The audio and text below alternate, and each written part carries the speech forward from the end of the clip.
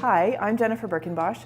I run Sundog Organic Farm along with my husband, James Vriend, and I'm here today to talk to you a little bit about merchandising and selling your product at farmers markets. The next thing that I'd like to share with you about creating a memorable experience, this is more about memory, is signs.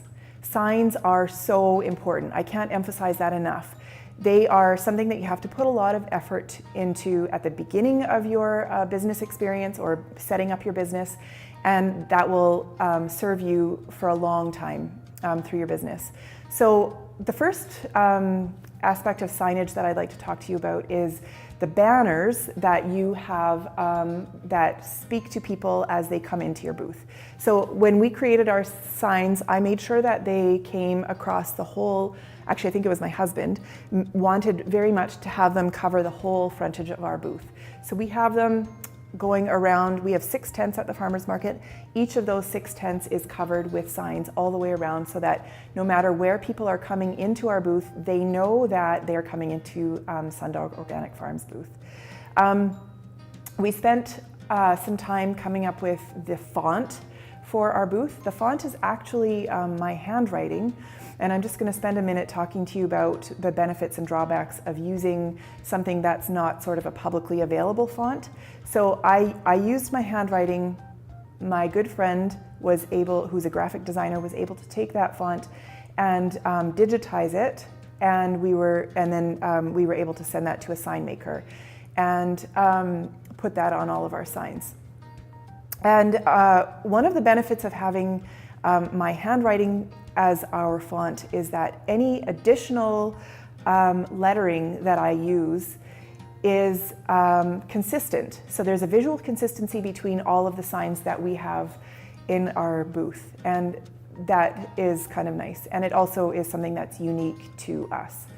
One of the drawbacks, however, is that any signage that we have needs to be made by me.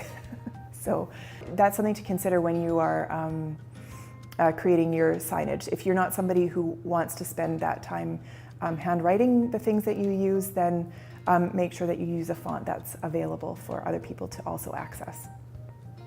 Back to the banners that we use along our tents.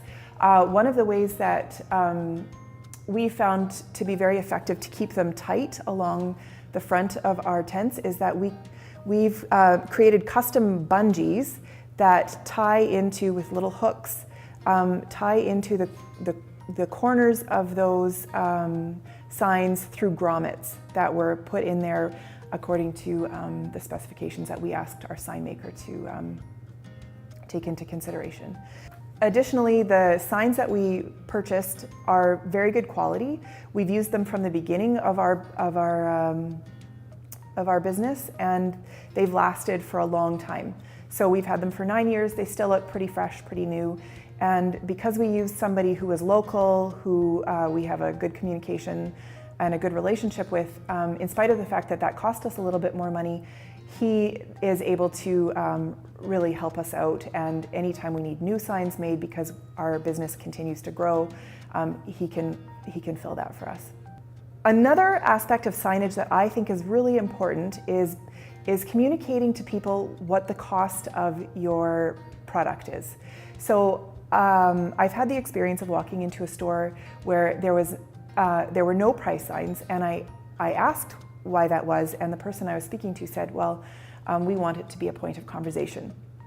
But I actually think that people are much more comfortable making those decisions about what they're spending and how much they want to spend privately. So rather than getting my customers to talk to me about that aspect of what we're doing at the farmers market, I would like them to be really aware of what our price signs, or what our prices are for the product that we're selling. So we've developed a method of sharing our prices with our customers that I'm just going to take a minute to talk to you about. They are, it's a flexible method, so we have what we call sign blocks. These sit underneath our product, and they have little holes in them, and we can put these sticks with Velcro on them into those holes, and then we can take these signs and put them on the Velcro.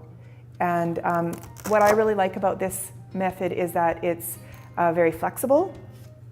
So we can expand and contract it as our product sells, or if we have more product available, you know, at peak season in the harvest season or in the growing year, then we can really have lots of signs available. And as even in one day, as the product becomes less and less, we can take those signs and move them around. It's a very flexible method. We came up with it ourselves. I think there are other commercial sign methods that I'm not familiar with, but this is something that we came up with ourselves. And I think that it would be equally effective to use doweling, something round, and just to drill holes in sign blocks that you can put those dowels into. The other thing that I wanted to draw attention to was that we use permanent marker on a laminated surface.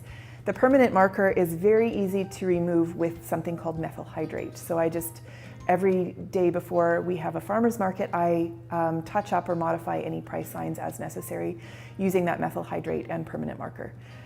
Previously I was using erasable marker, but I found that that just wasn't durable during a busy market day.